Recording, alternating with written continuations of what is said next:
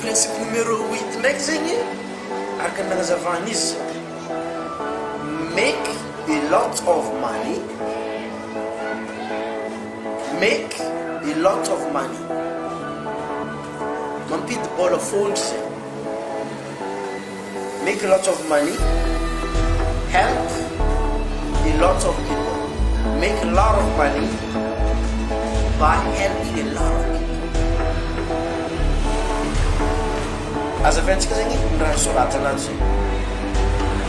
The goal of truly rich people is to have massive wealth, and for many of them is to help a lot of people. Ny tanjony olo tegna risy zegny amin'ny fiainana ty andeha hagnampy olo maro zegny tegna tanjony olo tegna risy amin'ny tany andeha hagnampy olo maro zegny ary ampisy lay ariana skyrocket massive zegny izy hoisy lay ariana zegny massive mafy vaika be zegny fiseny lay ariana aminazy satria mafy vaika be koa zegny izy magnampy olo maro zegny. Agnanaovako tantara kely anao mahakasiky Mark Zuckerberg zegny. Tanao Mark Zuckerberg nanomboka amin'ny 2004 zegny izy nilancé le Facebook zegny avy tamin'ny université Harvard. Tamin'ny voalohany zegny izy face mask raha ny atokony Facebook io zegny face mask. Concours ny viavy tsaratsara zegny tamin'ny université ny Harvard. Rehefa nataony zegny le création ny face mask zegny commence nandeha zegny le partage hoe azo viavy tsaratsara tamin'ny université ny Harvard.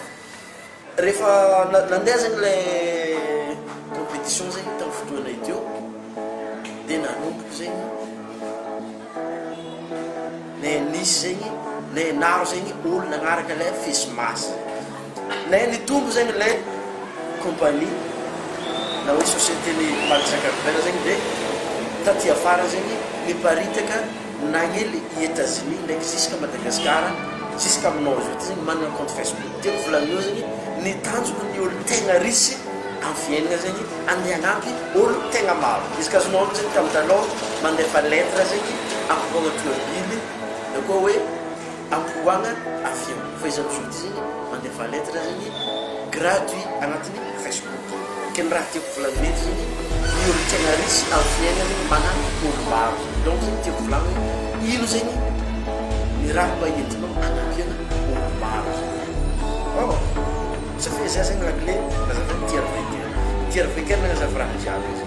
Izy koa nisy raha nazonao zegny tamin'ny raha nazavantsika teo zegny aza ty zegny miabone aveo activer notification. Raha ohatra ka mbala tazo maleraka koa zegny anao misy vidéo mba vidéo ary misy koa zegny ambadiky afaka zahanao. Raha ohatra ka anao zegny tia feny internet malakilaky zegny izy io online millionnaire mastery zavanao amin'ny lien miaraka amin'ny vidéo ty na ambany ty na ambany hoe na ambadimbadika am'zay.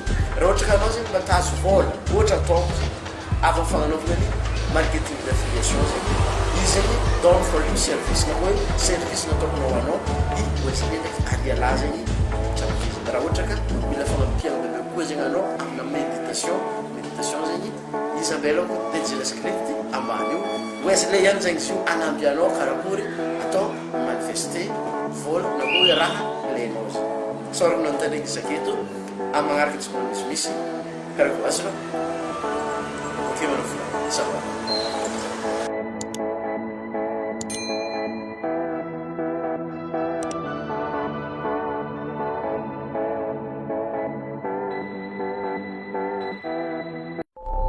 I grew up in Canada, in Toronto specifically.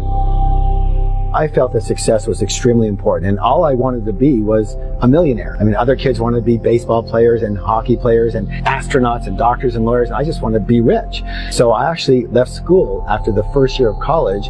Why? Because things weren't going fast enough for me. I went out into the real world and I thought I was going to get rich within a year or two. Didn't happen. I spent 14 years struggling. I never expected for that to happen to me. I never went bankrupt. I was never homeless, but I was pretty darn close. I mean, when you have to choose between putting 50 cents of gas in your car and eating dinner that night, it's getting pretty close. At one point in time, my fourth business in a row had gone under. I was beside myself. I was depressed really for the first time in my life. I didn't have anywhere to go. You know how when you first start a business or something new, you're so excited? This is going to be it? Well, it wasn't it. And it wasn't it. And it wasn't it. And pretty soon you get hammered enough. You start, losing hope. I think everybody can relate to that. I just looked up to the sky and said, Spirit, God, universe, if somehow I'm successful, I promise you I will help other people. I don't know if it was that promise or what, but I changed my result. I started with a $2,000 credit card loan, and literally 2.5 years, I was a millionaire. I'm really good at knowing what doesn't work. I went through 14 years of what didn't work. And what I think I'm pretty good at is really knowing the difference between what I'm doing now and who I am today that really works versus what I was doing before that didn't work, but I thought it was going to work. All I can use is myself as an example. The only thing I teach is what really worked for me.